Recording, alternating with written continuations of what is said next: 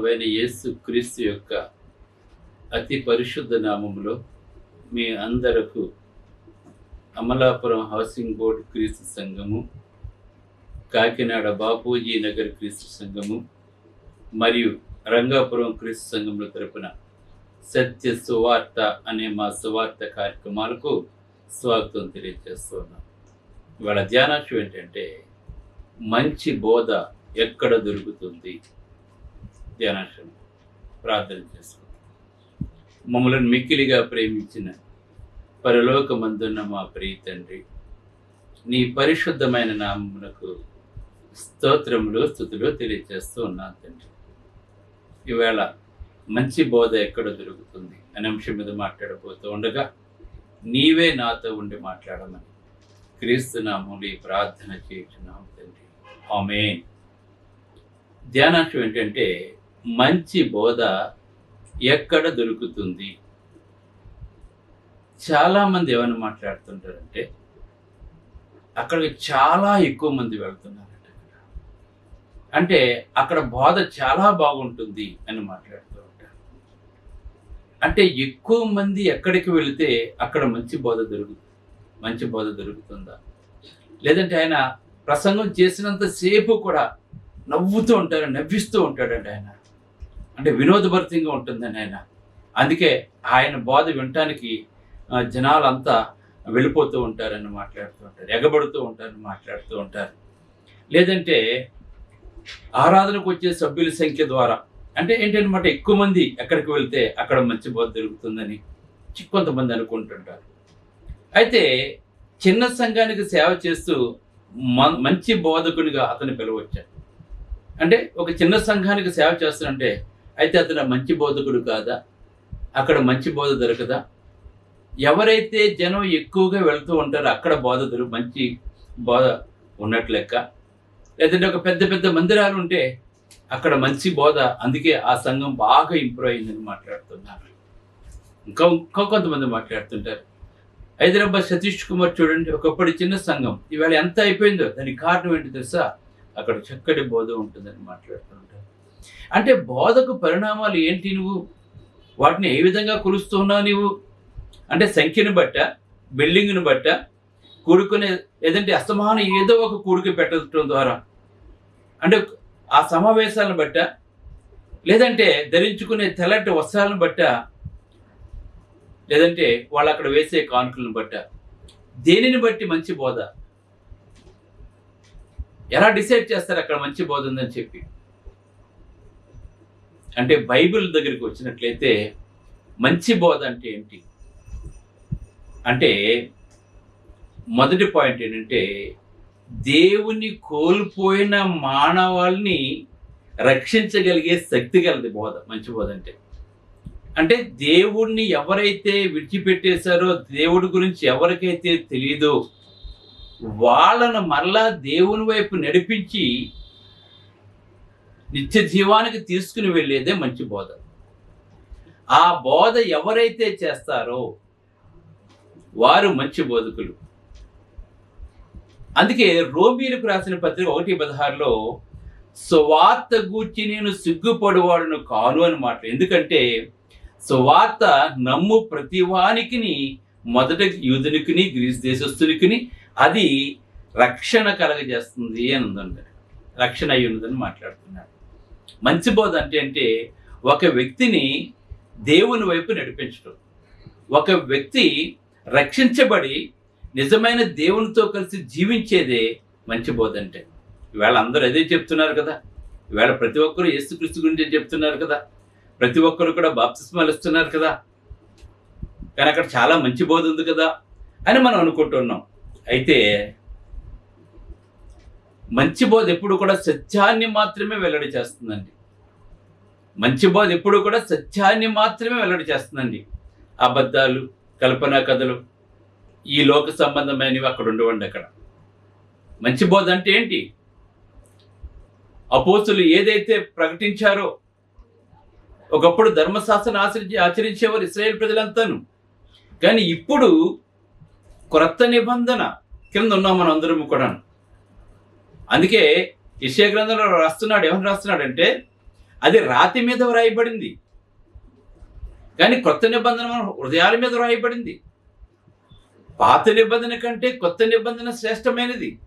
క్రొత్త నిబంధన ఎందుకు శ్రేష్టమైనది?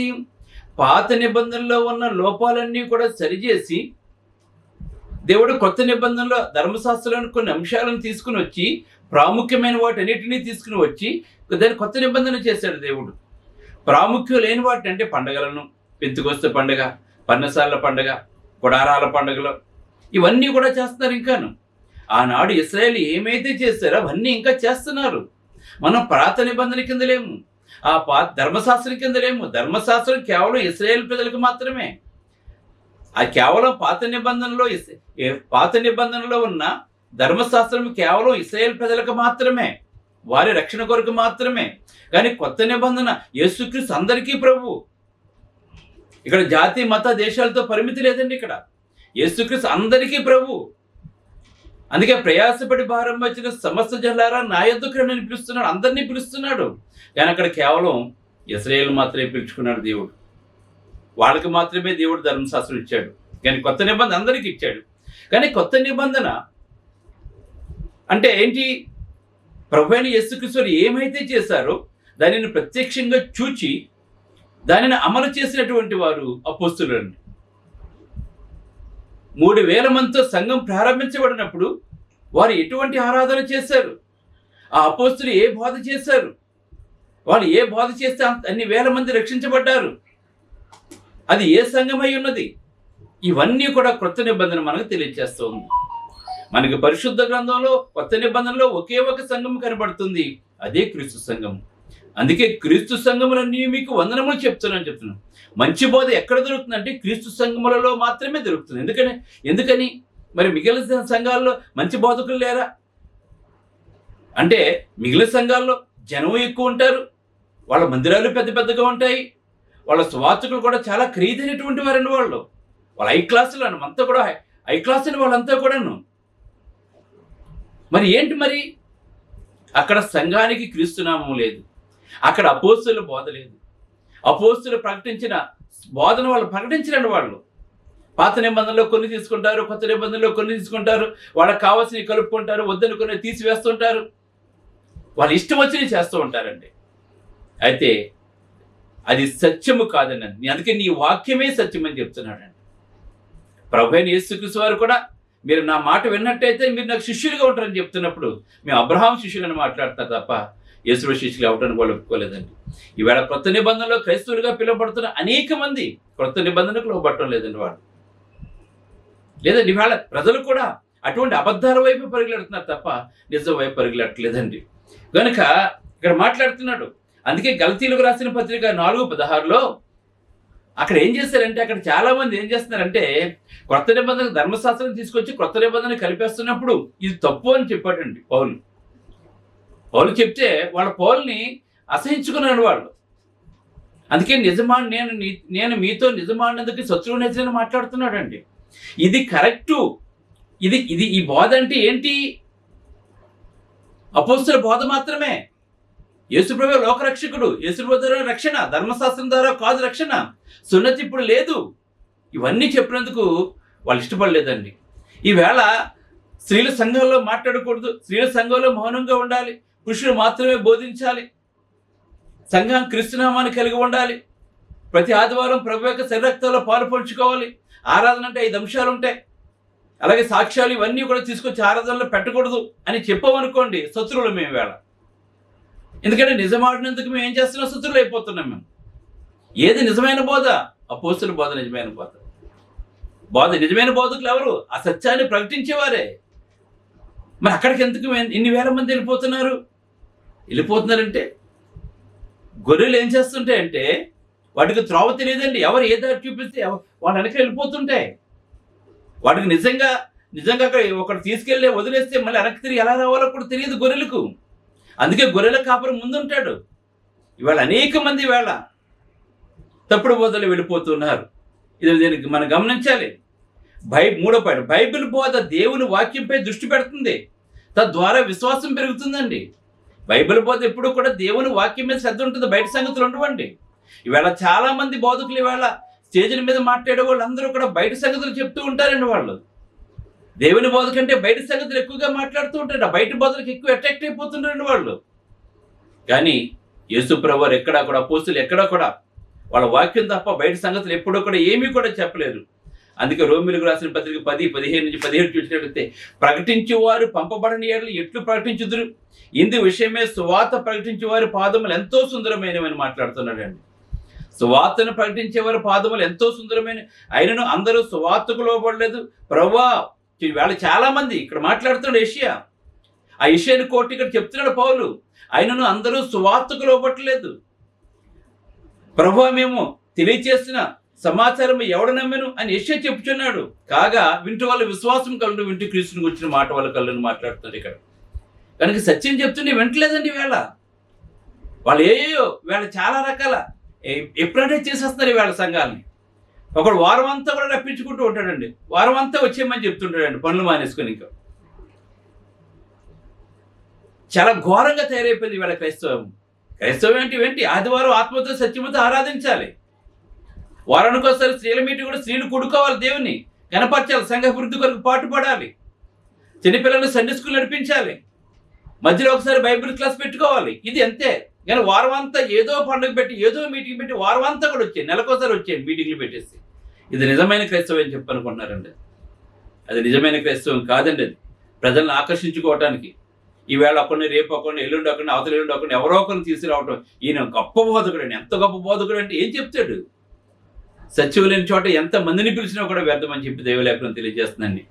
ప్రజలు అభ్యంతరంగాను ఆకర్షణీయంగాను లేనప్పుడు కూడా సువార్త ప్రకటన జరుగుతుందండి. ఇవాళ చాలా మంది కొన్ని చోట్ల జనం ఉండకపోవచ్చు. ప్రజలు అభ్యంతరకరంగాను ఆకర్షణీయంగాను లేనప్పుడు కూడా సువార్త ప్రకటింపబడుతుంది. ఒక్కొక్క చోట సంఘాలు బలహీనపడిపోతుంటాయి. అయినా కానీ 2 ముగ్గురున్నా 4 10 మంది ఉన్నా, ఇక్కడ తిమోతి రాసిన 2:4 వాక్యం ప్రకటించము, సమయమందును అసమయమందును దీర్ఘశాంతంతో ప్రకటించి గద్దించి బుద్ధి చెప్పని చెప్తున్నాడండి. ఇక్కడ వాక్యం చెప్పడం సంఖ్య కాదని ముఖ్యము. ఒక ఫిలిప్పు, నపుంసకుడైన ఫిలిప్పు, నపుంసకుడి సువార్త ఒక్కడికే బోధించడానికి పరిగెత్తుకుని వెళ్ళాడు రథం వెనకాల. ఇక్కడ సంఖ్య కాదు మనకు, ఒక ఆత్మ రక్షణ ముఖ్యం మనకి. ఆ ఆత్మ నిత్య జీవానికి తీసుకెళ్ళాలి. ఈవేళ అనేక మంది నిత్య జీవానికి తీసుకెళ్ళలేదండి. ఈవేళ నిత్య నరకానికి తీసుకెళ్తున్నారు. ఈవేళ అది మనందరం కూడా తెలుసుకోవాలి. మనం బైబిల్ బోధ ఖచ్చితంగా బాప్తిసం గురించి చెప్తుందండి. అలానే బాప్తిసం ప్రకటించకుండా ఒక వ్యక్తిని క్రీస్తుని ప్రకటించలేరు. అలానే బైబిల్ తప్పు బోధనలు ఖండించాలి. ఎప్పుడు కూడా నిజమైన బోధ అనేది తప్పుని ఖండించాలి. అలా తప్పుని ఖండించకపోతే ఆ తప్పు అలా పెరుగుతూనే ఉంటుందండి. అందుకే తిమోతి రాసిన 2:4 చేయి చూసినట్లయితే, ఎందుకనలా జనులు హితబోధన సహింపక. ఇవాళ చాలా మంది హితబోధన, మంచి బోధన సహించట్లేదండి. ఇవాళ కల్పనా కథలు కావాలండి వాళ్ళకి. దురద చెవులు గలవారే తమ స్వకీయ దురాశలకు అనుకూలమైన బోధకులను తమ కొరకు పోగు చేసుకున్నారండి. వీళ్ళ ఎక్కడికైనా వెళ్తుండే, మేము అక్కడ పొందాం ఇక్కడ పొందని చెప్తున్నారు తప్ప క్రీస్తు సంఘంలో పొందని ఒకటి మాట్లాడట్లేదండి. వీళ్ళ మేము అక్కడ పొందేసి ఇక్కడ పొందేసి అక్కడ చాలా మంది వస్తున్నారు, ఇక్కడ ఇంతమంది వస్తున్నారు, అక్కడ అంతమంది వస్తుందని చెప్తున్నారండి. అక్కడ అపోస్తల బోధ లేదు, దేవుని ఆ సంఘానికి దేవుని నామం లేదు. అక్కడ స్త్రీలు నిలబడి మాట్లాడేస్తున్నారు. అక్కడ పొద్దున్న మొదలుపెట్టి సాయంకాలం వరకు సాక్ష్యాలు చెప్తూ ఉంటారు. ఏముంది అక్కడ? సత్యం లేని చోట జనం ఎందుకు ఎగరపడుతున్నారు నాకు అర్థం కావట్లేదు. అందుకే జనులు హితబోధన సహింపక. ఇవాళ జనులు హితబోధన సహించట్లేదండి. మంచి బోధ కాదని కావాల్సింది వేళకి. గనక దురద చెవులు గలవారే తమ స్వకీయ దురాశలకు అనుకూలమైన బోధకులను తమకు కలగజేసుకుని, తమకు పోగు చేసుకుని, సత్యములకు చెవునీయక కల్పనా కథలవి వెళ్ళిపోతుందని చెప్పి ఇక్కడ తిమోతి పత్రికలో పౌలు మాట్లాడుతున్నాడు. అయితే నీవు అన్ని విషయంలోనూ మితముగా ఉండము, శ్రమపడము, సువార్తకుని పనిచేయము, నీ పరిచర్యను సంపూర్ణంగా జరిగించమని చెప్పి ఇక్కడ చేస్తున్నాడండి. ఇక్కడ గనుక ఏది నిజమైన బోధ, ఎవరు నిజమైన బోధకుడు, బాప్తిసం గురించి చెప్పాలి. ఏది నిజమైన సంఘమో చెప్పాలి. ఇంకా ఈ పండుగలు గిండగలు, ఇంకా ఏదో ఒక పండుగ, ప్రతి వారం పండుగే, ప్రతి నెల పండుగే క్రైస్తవులకి. పైగా పెద్ద పెద్ద బ్యానర్లు పెట్టేస్తారు. ఇవన్నీ ఆ ఉపవాస పండుగలు. ఉపవాసం పండుగ. అది పండుగ అంటే సంతోషంగా ఉండేది. ఉపవాస పండుగలు లేదంటే పన్నసారాల పండుగ ఏదో ఒకటి పెట్టేసి బ్యానర్లు అంటించేసి ఈవేళ నిజం కంటే అబద్ధం ఎక్కువ ప్రకటింపబడుతుంది. అందుకే క్రైస్తత్వం ఈవేళ దూష్యం పడుతుంది అన్యుల మధ్య. ఈవేళ ఉన్నతమైన స్థానంలో ఉండవలసిన బోధ.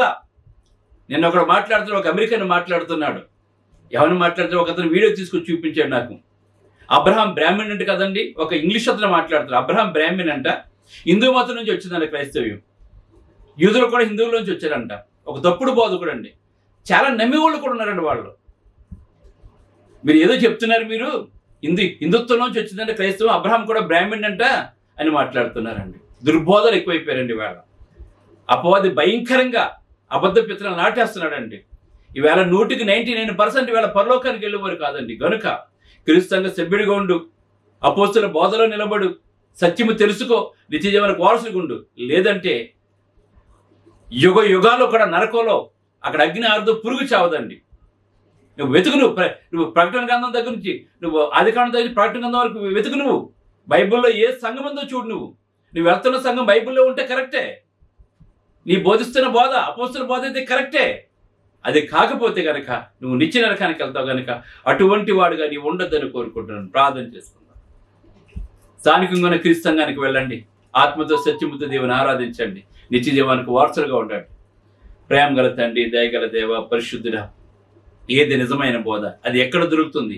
అది సంఖ్యతోనా, లేదంటే సంఖ్య వల్ల తెలుసుకోవాలా, లేదంటే అక్కడ బోధిస్తున్న బోధ వల్ల తెలుసుకోవాలా, లేదంటే నిర్మింపబడిన మందిరం ద్వారా తెలుసుకోవాలా, అక్కడ జరుగుతున్న సమావేశాల ద్వారా తెలుసుకోవాలా?